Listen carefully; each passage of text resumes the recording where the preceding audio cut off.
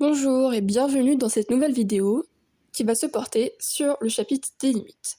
Nous allons considérer deux suites U et V qui convergent respectivement vers L et L' différents de 0 et nous allons d'abord montrer que la valeur absolue de UNVN moins LL' est inférieure ou égale à la valeur absolue de UN fois la valeur absolue de VN moins L' plus la valeur absolue de L' fois la valeur absolue de UN moins L.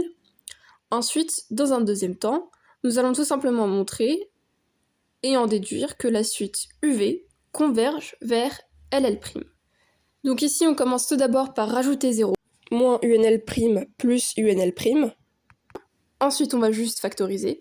Enfin, nous allons mettre tout ça sous la valeur absolue. On rappelle que la valeur absolue de A plus B est inférieure ou égale à la valeur absolue de A plus la valeur absolue de B. Le deuxième point important, c'est que la valeur absolue de AB est égale à la valeur absolue de A fois la valeur absolue de B, et donc on obtient notre inégalité. Maintenant, montrons que la suite UV converge vers LL'. Donc tout d'abord, on peut commencer par dire que la suite UN est convergente, donc elle est bornée. Donc ça, c'est un point du cours. Donc à partir de ça, on peut dire qu'il existe un grand M faisant partie de R plus étoile, tel que pour tout n faisant partie du grand N, la valeur absolue de UN est inférieure ou égale à M. Et M sera donc notre bornant. Ensuite, nous pouvons aussi considérer un epsilon positif. Et donc à partir de ça, deux points très importants. Donc on rappelle que Vn converge vers L' lorsque n tend vers plus l'infini. Donc cela veut dire qu'il existe un N1 tel que lorsque n est inférieur ou égal à N1, donc la valeur absolue de Vn moins L' est inférieure ou égale à y sur 2m. Et on va revenir sur pourquoi mettre y sur 2m et pas tout simplement y. Et pareil pour la suite UN, donc UN tend vers L, donc il existe un N2 tel que N2 est inférieur ou égal à N. Ça induit le fait que la valeur absolue de UN moins L est inférieure ou égale à epsilon sur 2 facteurs de la valeur absolue de L' plus 1, et on va revenir encore une fois sur cet epsilon, sur ce choix. Après tout ça, donc on peut aussi poser un N0 qui est égal à un max de N1, N2. Alors pourquoi? Tout simplement pour dire aussi et préciser que si le N est supérieur ou égal à N0, alors N est supérieur ou égal à N1, donc ça veut dire que la valeur absolue de Vn moins L', elle est inférieure strictement à y sur 2m. Vous inquiétez pas, on va revenir sur pourquoi y sur 2m. Pareil pour la suite valeur absolue de un moins L, donc elle va être inférieure à y sur 2 facteurs de valeur absolue de L' plus 1. Donc, deux points importants qui suivent, c'est que la valeur absolue de UN, on a dit qu'elle était inférieure ou égale à M, notre bornant, et que donc la valeur absolue de Vn moins L', elle est inférieure à y sur 2m. Ça veut dire que pour étudier le premier terme de notre équation, mais bien rappelons-nous du fait que la valeur absolue de UN est inférieure ou égale à M et que la valeur absolue de Vn moins L' est inférieure à y sur 2m. Donc en multipliant les deux termes, on va obtenir l'inégalité suivante. La valeur absolue de UN fois la valeur absolue de Vn moins L' est inférieure à M fois y sur 2m. On fait de même pour le deuxième terme, donc valeur absolue de L' fois la valeur absolue de UN moins L. Donc ça va être inférieur ou égal à y sur 2 fois la valeur absolue de L' sur la valeur absolue de L' plus 1.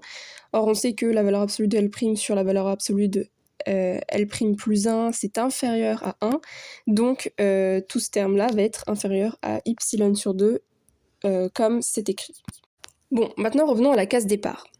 À la base, pour démontrer que la suite UNVN converge vers LL', nous devons montrer que pour tout y positif, il existe un rang n tel que pour tout n supérieur ou égal à n, on est valeur absolue de UNVN moins LL' inférieure à y.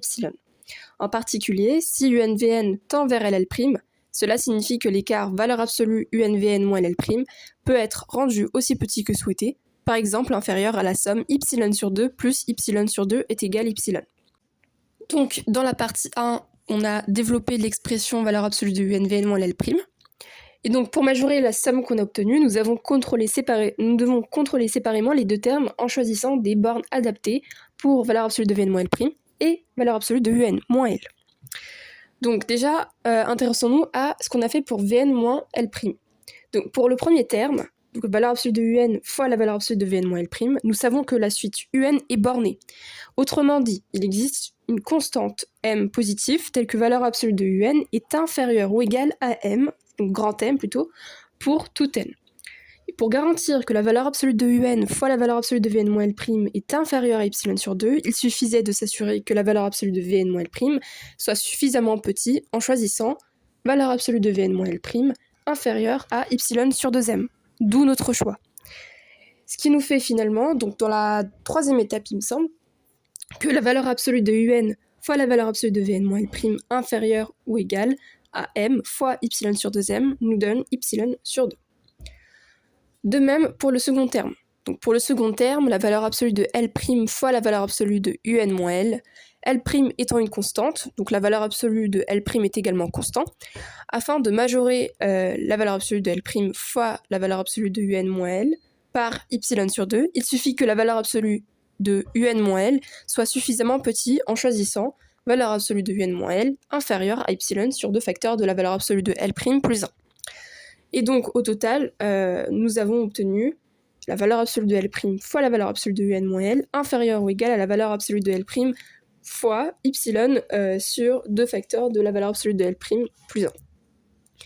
De plus, comme la valeur absolue de L' sur la valeur absolue de L' plus 1 est inférieure à 1, donc on peut tout simplement écrire que la valeur absolue de L' fois la valeur absolue de un moins L est inférieure à epsilon sur 2. En combinant les deux majorations, nous avons valeur absolue de un Vn moins L' inférieure ou égale à la valeur absolue de un fois la valeur absolue de Vn moins L' plus la valeur absolue de L' fois la valeur absolue de Vn moins L.